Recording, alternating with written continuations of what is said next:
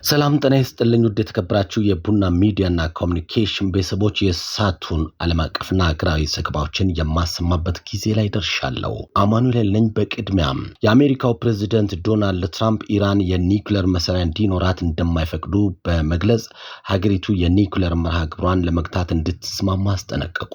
ትራምፕ ለኮንግረስ አባላት ባደረጉት ንግግር የኔ ምርጫ ችግሩን በዲፕሎማሲ መፍታት ነው፣ አንድ ጉዳይ ግን እርግጥ ነው፣ እሱም የዓለም ቁጥር አንድ የሽብር ደጋፊ የኒውክሌር መሳሪያ እንዲኖራት አልፈቅድም ሲሉም አስጠንቅቀዋል።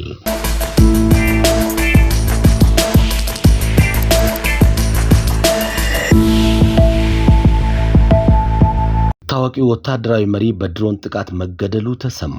የኤም23 አማጺ ቡድን ቃል አቀባይ ኮሎኔል ዋሊ ኒጋሞ የዴሞክራቲክ ሪፐብሊክ ኮንጎ መንግስት በፈጸመው የድሮን ጥቃት መገደሉ ተሰምቷል። ኮሎኔሉ ከሰሞኑ በጎማ ግዛት በተፈጸመ የድሮን ጥቃት መገደሉን በርካታ የፈረንሳይኛ መገናኛ ብዙሃን እየዘገቡ ነው። ሚዲያዎቹ እስካሁን የዊሊ ኒጎማ ህይወት ስለመኖሩ ማረጋገጫ የለም ሲሉ የዘገቡ ሲሆን ኤም23ም ቢሆን ቃል አቀባዩ ኮሎኔል በህይወት ስለመኖሩ የሰጠው ማረጋገጫ የለም። ኒጎማ በብዙዎች ዘንድ መታወቅ የጀመረው ኤም23 የኮንጎ ምዕራባዊ ክፍል ግዛት የሆነችውን ጎማኒ በጥር ወር 2025 ሲያጠቃና በርካታ ቅጥረኛ ተዋጊዎችን በማረከበት ጊዜ ነበር።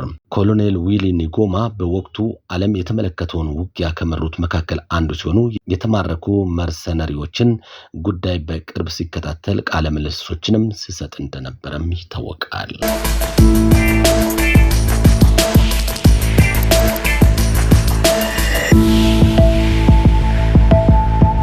ከፍሎሪዳ ተነስቶ ወደ ኩባ የባህር ክልል የገባ የፈጣን ተሽከርካሪ ጀልባ በኩባ ድንበር ታጣቂ ወታደሮች ላይ ተኩስ መክፈቱ የኩባ ሀገር ውስጥ ጉዳይ ሚኒስቴር አስታወቀ። ሚኒስቴሩ ባወጣው መግለጫ መሰረት ክስተቱ የተፈጠረው በካዮ ፋልኮኔስ አካባቢ በሚገኘው ኤል ፒኖ ካናል ሰሜን ምስራቅ አቅጣጫ አንድ የባህር ማይል ርቀት ላይ ነው። 5 የድንበር ጠባቂ ወታደሮች ጀልባዋን ለማንነት ማጣራት ሲጠጓት በጀልባዋ ላይ የነበሩ ግለሰቦች ተኩስ በመክፈታቸው የኩባ ጀልባ አዛዥ ላይ የመቁሰል አደጋ ደርሷል።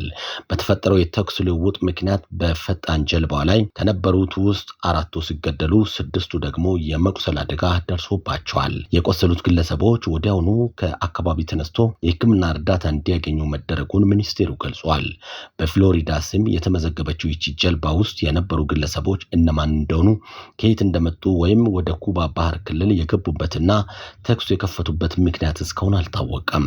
ጉዳዩን በተመለከተ ዝርዝር ምርመራ እየተካሄደ መሆኑን የሀገር ውስጥ ጉዳይ ሚኒስቴር አስታውቋል።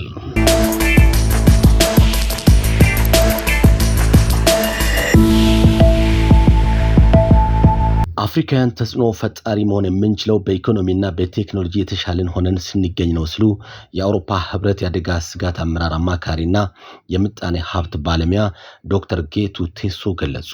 አሁን ባለው ሁኔታ በዓለም ላይ ድሃን የሚሰማ ሀገር የለም፣ ምክንያቱም የሚያበረክቱ አስተዋጽኦ አነስተኛ ነው ተብሎ ስለምታመን ነው ብለዋል። አፍሪካ በዓለም ላይ በዲፕሎማሲ በፖሊሲም በፖለቲካም ተደማጭነት ከሌለው አህጉር ያነሰ ሆኖ መቆየቱን ጠቁመው ይህም በመሆኑ ዓለም በኢኮኖሚ ለፈረጠሙት ሀገራት ለመታዘዝ የግዴታ ውዴታ ሆኖበታል ነው ያሉት። በዚህም አፍሪካውያን ተደማጭነታቸውን ማሳደግ ከፈለግን ከተረጅነት መላቀቅና ኢኮኖሚያችንን ተወዳዳሪ ማድረግ ይጠበቅብናል ብለዋል።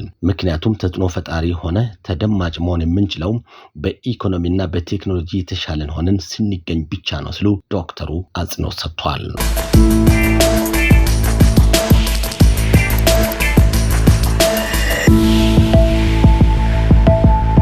ለጠንካራ ሀገረ መንግስት ግንባታ ሲባል ምርጫን እንደ ወቅታዊ ሁነት ብቻ መመልከት አይገባም ሲሉ ዶክተር ኃይለ ኢየሱስ ታዬ ገለጹ። ለጠንካራ ሀገረ መንግስት ግንባታ ሲባል ምርጫን እንደ አንድ ወቅታዊ ሁነት ብቻ ሳይሆን ቀጣይነት እንዳለው የዲሞክራሲ ባህል ግንባታ መመልከት እንደሚገባ የህገ መንግስትና ፌዴራሊዝም አስተምሮ ማዕከል ዋና ዳይሬክተር ዶክተር ኃይለ ኢየሱስ ገልጿል። ዋና ዳይሬክተሩ እንደተናገሩት በዲሞክራሲ ስርዓት የህዝብ መንግስት በህዝብ ለህዝብ የሚለው ሐሳቤ ይሁን የሚያደርገው በየጊዜው የሚካሄድ ነፃ ምርጫ ነው። ምርጫው የዲሞክራሲ ስርዓት ግንባታ ዋነኛ መገለጫና ህዝብ የስልጣን ባለቤትነቱን የሚያረጋግጥበት መሳሪያ መሆኑን ጠቅሰው የዳበረ የዲሞክራሲ ስርዓት መገንባት ለሀገረ ልማት ለመልካም አስተዳደርና ለሰብአዊ መብቶች መከበር ወሳኝ ነው ብለዋል። ኢትዮጵያ የምታካሂደው ቀጣዩ ሀገራዊ ምርጫ ካለፉት በተሻለ ሰላማዊ ፍትሃዊ ተአማኒ እንዲሆን የሁሉንም ሁሉንም አካላት ኃላፊነት ተሳትፎ እንደሚጠይቅም ዋና ዳይሬክተሩ ተናግረዋል። ለዚህም መራጩ ህዝብ በምክንያታዊነት በመረጃ ላይ ተመስርቶ ድምጽ በመስጠትና የዜግነት ድርሻውን ሊወጣና ህገወጥ የስልጣን ፍላጎት የመቃወም ኃላፊነት እንዳለበትም ገልጿል። የሰዓቱ ዘገባዎችን ይመስላሉ። አማኑኤል ኃይለ ነበርኩ። ጤና ይስጥልኝ።